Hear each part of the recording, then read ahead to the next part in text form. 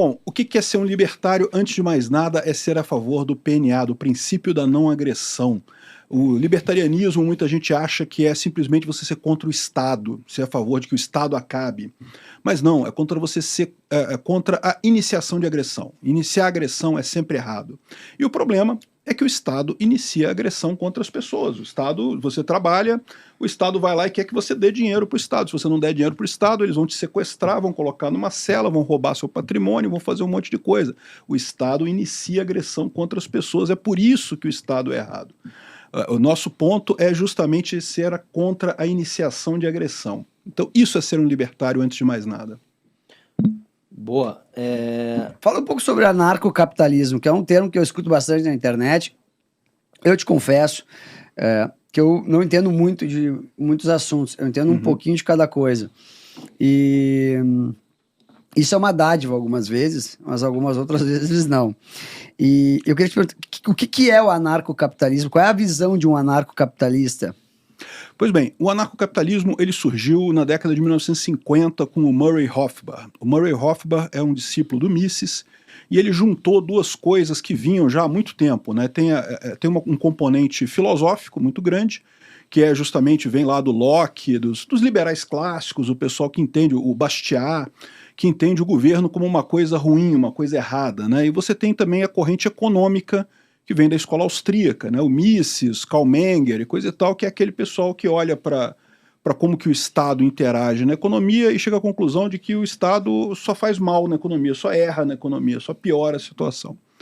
E aí o Murray Rothbard, ele então, em determinado momento, ele junta as duas coisas e cria o anarcocapitalismo, que na verdade é um termo que nem ele gostava. Ele não gostava muito desse termo, porque anarquismo remete a falta de regra, desordem e coisa e tal, e a ideia não é essa, né?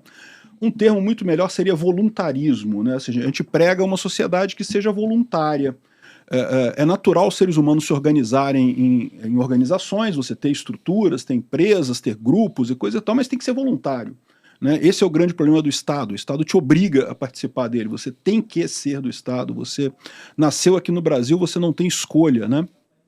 Então, essa é a posição dele. Ele juntou essas duas coisas, juntou de um lado a escola austríaca, ele é economista austríaco, né, um dos grandes economistas da escola austríaca, foi aluno do Mises, né, e então ele propôs no livro dele A Ética da Liberdade, foi o livro em que ele propôs toda essa história do libertarianismo e do anarcocapitalismo. É preciso tomar algum cuidado com os termos, né? Porque como acontece muito em política, tem um monte de correntes que usam o mesmo termo libertarianismo, né?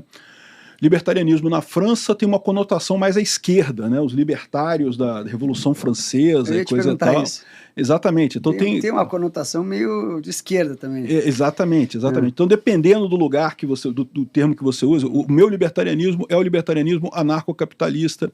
É o mesmo do Milei. O Milei se declara um libertário anarcocapitalista também lá na Argentina. E a filosofia dele é basicamente a mesma. Ele era um economista, o Milei é um economista por formação e era um crítico da escola austríaca, até que em determinado momento da vida dele, ele teve contato maior com isso e acabou se convertendo, vamos dizer assim. Ele abandonou a escola de Chicago e passou a ser da escola austríaca e com isso abraçar os ideais do libertarianismo anarcocapitalista, né? E a ideia básica é essa, né? Porque qual que é a ideia da coisa? Bom, o Estado é um mal, mas isso, todos os liberais clássicos já veem essa coisa, o Estado é um mal, pode ser um mal necessário, você precisa ter alguma coisa do Estado, mas ele é um mal essencialmente. Então você tem que ter um Estado mínimo, né? E a visão toda do liberalismo anarcocapitalista é que não é possível uma sociedade sem Estado. Você consegue chegar nisso em uma sociedade sem Estado. E mais do que isso, eu tenho a opinião, e essa é uma opinião particular minha, que nós estamos inevitavelmente caminhando nesse sentido devido às revoluções aí da informação descentralizada e toda a informação tecnológica que a gente tem. A gente está caminhando para essa sociedade, quer seja positiva, quer seja negativa, se vai ser para o bem, se vai ser para o mal, meio que não interessa, a gente está indo para lá. Peter, você estava falando aqui sobre o seu ideal, né, libertário, anarcocapitalista. Eu queria te perguntar, tu como um conhecedor da história e, enfim, da geopolítica, qual que você acha que é a sociedade que já existiu que mais se aproxima desse ideal que você defende do libertarianismo anarcocapitalista? Eu acho que é muito importante ressaltar que o que eu acho que o libertarianismo que a gente está vivendo, que a gente está caminhando para ele, é diferente do que teve no passado. Tá? A gente teve algumas sociedades que chegaram bem próximas disso. A República de Cospaia, ali na Itália, né, que foi independente durante muito tempo. Você teve os clãs na Islândia, que também viviam numa sociedade em que você tinha associações voluntárias, você tinha os diversos grupos lá e você se associava a um desses governos, a um desses juízes, livremente. Você não era obrigado a estar num determinado clã ou num determinado grupo, né? Então você tem alguns modelos que são parecidos, mas nenhum deles é uma comparação ideal, né? Porque a verdade é a seguinte, o Estado ele tem uma função na sociedade, ele tem uma função social, ele tem uma função econômica, que foi válida durante muito tempo, que era a função de você permitir o comércio entre pessoas que não se conhecem. Se você voltar lá para a pré-história humana, né, você fazer comércio com uma pessoa que você não conhece é um risco. A pessoa pode te matar, pode te roubar, pode, né, fazer uma maldade contigo. Então sempre foi um desafio muito grande. O Estado ele surge, do ponto de vista econômico, exatamente garantindo que o comércio ocorra sem violência, sem trapaças, sem fraudes. Essa sempre foi a função econômica do Estado. Então, por isso o Estado é tão prevalente na história humana, né? Desde do Antigo Egito lá, né, os faraós e coisa e tal, a coisa começou e tem até hoje. E é muito difícil você sair do Estado, por quê? Justamente porque o Estado ele dá uma vantagem para quem participa dele. Se você está numa região que não tem nenhum Estado, você acaba tendo um risco muito grande de se fazer comércio, de se fazer alguma coisa, e você acaba se perdendo nisso daí. Então, hoje, até aqui na nossa história, o Estado era algo necessário, praticamente necessário para você ter uma sociedade próspera. O grande ponto é que a partir daqui não mais. Com a informação descentralizada você tem alternativas para isso, né? Mas, enfim, houve algumas sociedades na história que se aproximaram muito do ideal libertário, mas a minha visão é que não é para isso que a gente está indo. A gente está indo para uma coisa realmente nova, né?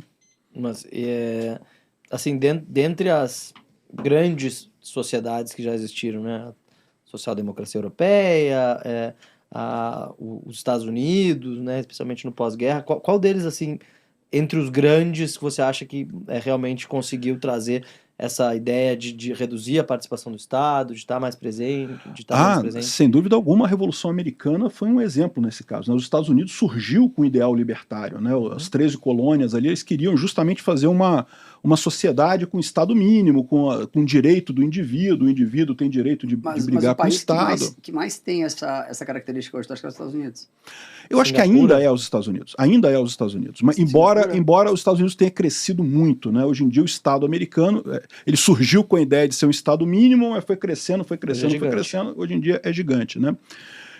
Tem muitas coisas bacanas na Constituição americana, por exemplo, né? Um ponto que a gente sempre coloca, o libertarianismo ele é profundamente jusnatural, né? Ele acredita que existem leis naturais, existem coisas direitos que existem com você independente de qualquer coisa. O juspositivismo é aquele pessoal que acha que não, a lei, o direito é dado pelo Estado. Então a Constituição brasileira é tipicamente juspositivista. Você vê lá, não, o Estado garante para você o direito A, B, C, lá o artigo 5º da Constituição e coisa e tal. A Constituição americana é diferente, ela fala assim, ó, nós reconhecemos o direito tal, o direito à vida, o direito a isso, o direito a... Ou seja, eles sabem que não é a Constituição que te dá o direito, você já tem aquele direito por natureza. A Constituição americana reconhece que você tem aquele direito. É um posicionamento jusnatural diferente do Brasil nesse caso. Então, assim, e de muitos outros países também, tem muito país que é juspositivista, né? Então, eu acredito que os Estados Unidos ainda é o país mais próximo disso, mas está muito longe. De novo, que a gente está caminhando para uma coisa totalmente nova, né? Uhum.